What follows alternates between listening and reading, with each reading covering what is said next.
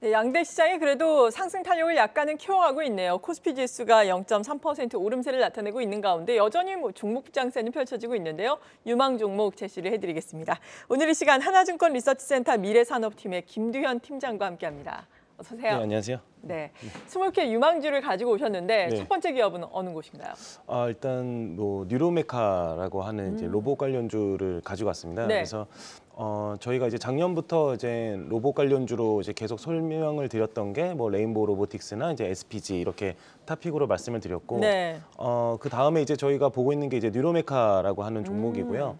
사실 이제 상장한 지는 얼마 안 됐는데 최근에 보면 레인보우 로보틱스랑 좀 비슷한 회사라고 사실은 보셔도 무방하거든요. 네.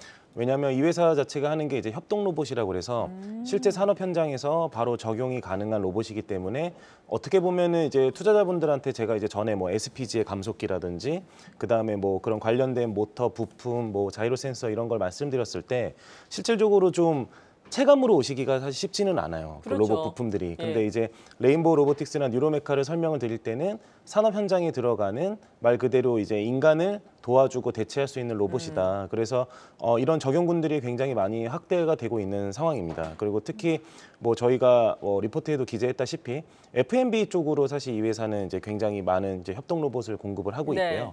그 관련된 이제 회사가 교촌치킨이라든지 기타 이제 다른 회사로까지 확장이 좀 가능해서 저희는 이제 로봇 관련주 중에서는 올해 또 드라마틱한 또 턴어라운드도 예상이 되고 있기 때문에 네.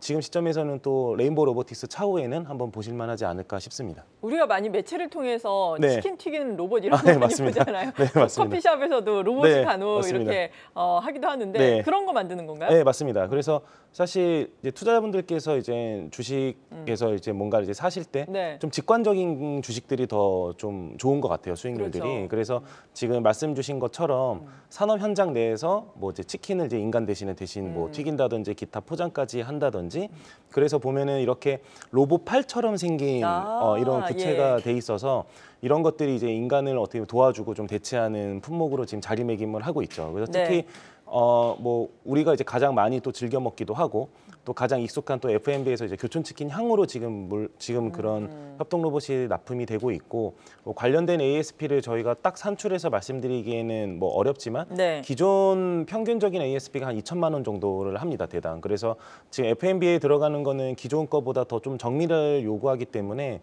좀 더 저희가 추정하기에는 한 40~50% 정도 더 비싼 좀 제품이 들어가지 않나라고 생각하고 있습니다. 네, 그렇군요. 지금 협동 로봇인가 봐요. 네, 로봇 맞습니다. 팔이 지금 나가고 있는 상황인데 이 부분에 있어서 우리가 유망하게 볼 수 있는 포인트 또 어떤 것들이 있는 건가요?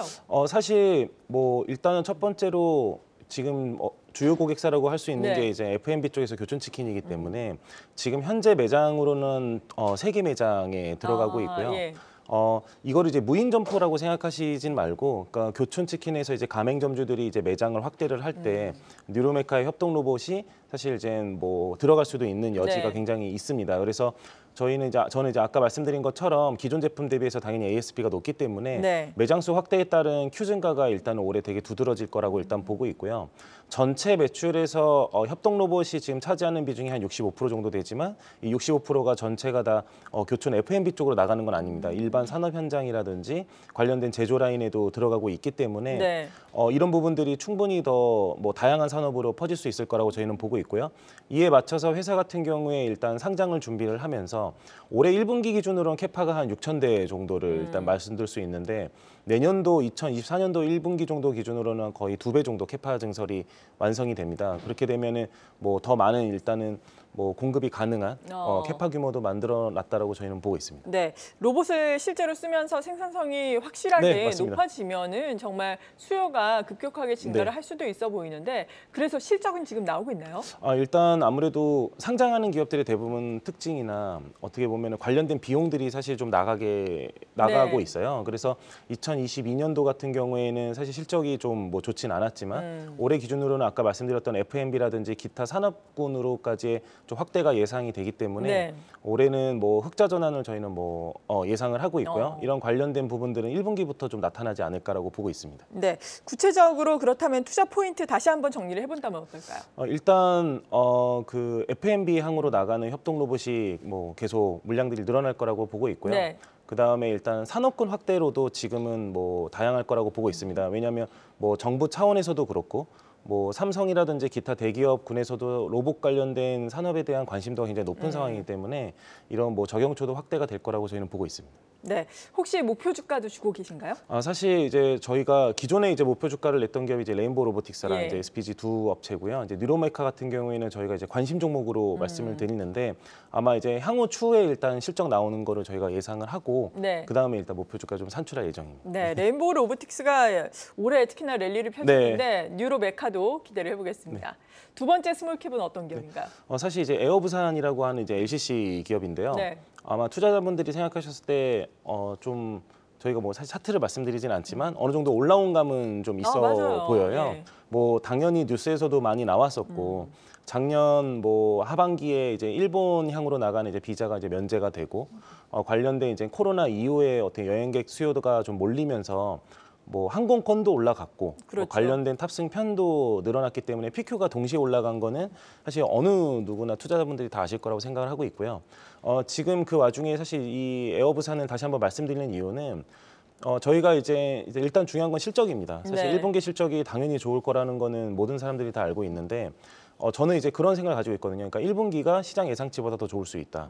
그리고 2분기도 시장 예상치보다 더 좋을 수 있다. 예. 3분기 역시도 그런 흐름을 나타낼 수 있다. 그래서 전체적으로 저희가 뭐 뒤에 다시 설명드리겠지만 올해 연간으로 예상하는 실적 대비해서 충분히 더 아웃퍼폼을 할 수 있는 상황이 나타나고 있는 점입니다. 그래서 저희는 이제 LCC 업체들이 많이 올라오기는 했지만 앞으로도 조금 관심을 또 가질 필요가 있다라고 보고 있습니다. 네, 이런 LCC 업체들 같은 경우에는 특히나 어디로 또 네. 가는가 신규 노선이 상당히 중요하잖아요. 네. 그 부분은 어떻습니까? 에어부산 같은 경우에는 아무래도 이제 부산 지역에서 뭐 터줏대감이라는 표현이 맞을지 모르겠지만 일단 김포 부산발이 예. 어떻게 보면은 주요 사실 매출이나 수익성이었었고요. 근데 일단 올해부터 이제 작년부터 이제 실적이 굉장히 좋아졌던 이유가 김포 외에 인천에서 출발하는 항공편 라인도 이제 잡았기 때문인 네. 거거든요. 이게 이제 기존에 이제 8개까지 늘어나면서 사실 이제 김포에서 출발하는 거 외에 인천에서까지 출발할 수 있기 때문에 뭐 에어부산 입장에서는 큐 증가 효과가 나타나는 그러겠네요. 거고요. 뭐 신규 노선 취향은 사실 상당히 많습니다. 뭐 동남아도 있고 인천에서 출발하는 후쿠오카, 오사카 라인들도 있고 네. 여러 편수들도 굉장히 많이 늘어났기 때문에 당연히 이제 에어부산 실적에는 좋을 거라고 저희는 예상하고 있습니다. 네, 보통 에어부산이니까 부산에서 많이 출발을 네, 했다라고 맞습니다. 말씀을 해주셨는데 인천에서 출발하면 네. 비용 효과가 더 있다고요? 사실 이제 인천에서 출발하다 보면 이제 부산에서 보통 많이 나가는 게 이제 김포 아니면 일단 후쿠오카 네. 라인으로 많이 나갔었는데 지금 인천에서 하다 보면 이제 신규 취향 라인들을 이제 잡는 거거든요. 조금 더 중거리로요? 네, 맞습니다. 그래서 뭐 동남아라든지 예. 아니면은 뭐 관련돼서 뭐 저쪽 오사카라든지 아니면은 뭐 홋카이도라든지 북라인도 나갈 수 있고 네. 그래서 좀 아무래도 이제 김포에서는 실질적으로 좀 많은 이제 LCC 업체들이랑 항공사들이 좀 있기 때문에 추가적인 사실 라인들을 잡는 게 사실 쉽지는 않았었거든요. 네. 이제 그런 점이 이제 인천으로까지 확대가 되기 때문에 좀 더 이제 큐 증가가 나타났다라고 저희는 보고 있습니다. 항공기는 지금 몇 대를 가지고 있나요? 지금 현재 보유하고 있는 기종들은 13대 정도 가지고 있는데 지금 2대가 이제 올해 사실 추가 반납입니다. 근데 예. 추가로 2대가 신규로 들어오는데 이 추가로 들어오는 신규 그 비행기 자체가 기존 대비해서 약 한 18% 정도 좌석수가 많은 기종이거든요. 네. 그래서 그런 점 역시도 저희는 뭐 큐증가가 나타날 점이라고 보고 있고요. 아까 서두에 말씀드렸을 때 이제 뭐 1, 2, 3, 4분기가 이제 저희가 예상치보다 더 좋을 네. 거다라고 보는 게 사실 이런 LCC나 이제 항공사들 같은 경우에는 굉장히 시클리컬 종목들이기 때문에 이제 매크로적인 변수를 사실 저희가 추정하기가 굉장히 힘듭니다. 일단 아무래도 뭐 경기 회복이라든지 이런 거 됐을 때가 당연히 뭐 더 좋아질 거고요. 환율도 있고 유가도 있고요. 그렇죠. 근데 저희 이제 하우스 추정으로는 어쨌든 하반기로 갈수록 이제 환율이 좀 이제 떨어지고 이제 유가도 좀 안정화 국면으로 갈 거기 때문에 우호적인 매크로를 예상하는 게 이제 첫 번째고요. 두 번째는 뭐 당연히 이제 황금 연휴들이 지금 많이 껴있기 때문에 맞아요. 네. 그래서 뭐 저희는 이제 여행객 수요는 뭐 그렇게 꺾이진 않을 거다라고 네. 보고 있습니다. 실적이 점점 더 네. 좋아질 것이다라고 말씀해 주셨는데 구체적으로 숫자는 어느 정도로 보고 일단 계세요? 저희가 이제 올해 예상하는 매출액은 이제 8천억에 영업이익은 한 800억 정도를 보고 있고요. 1분기 영업이익은 한 400억 정도로 보고 있습니다. 그래서 투자자분들이 생각하셨을 때 연간으로 800억을 추정하는데 1분기에 400억이 나왔다. 그러면은 이거 너무 좀 보수적으로 추정한 숫자 아니냐라고 생각할 수 있습니다. 근데 이 항공사들 같은 경우에는 사실 1, 3분기가 대부분 다 돈을 벌고요.